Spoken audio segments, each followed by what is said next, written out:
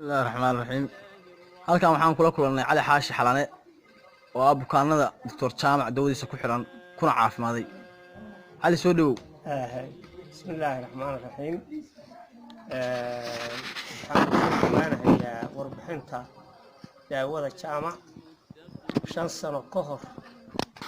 baan bilaabay qaadneeshaheeda haddana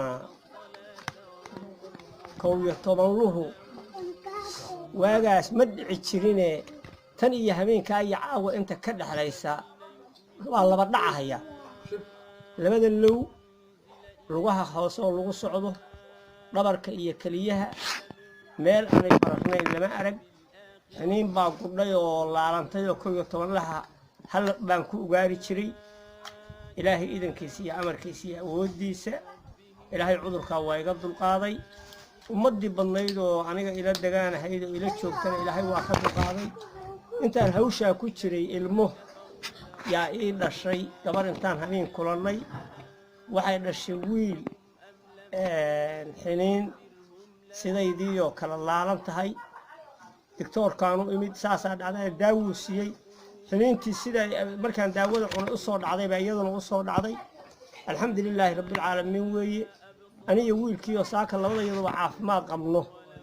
oo bararkii iyo kaliyihii ka hayay iyo xiniintii bararnayd iyo wixii ilaahay naga saaray oo daawadaas ilaahay ninkaan noogu soo diray aan ku daawoonay yaanu qabnaa waa alxamdulilaahi rabbil caalamiin ummadda islaamkaana waxaanu u sheegaynaa annagoo bidaar la been sheegi maynay ummaddu daawadaas ha qaadato waa daawo la jirrabay dadka isbishinka haya iyo dadka jirrada haysa waa daawadii caafimaadin lahayd ilaahay qadartiisa hadda sidaasaanu sheegaynaa ummaddana u sheegaynaa ilaahayna annaa furanayn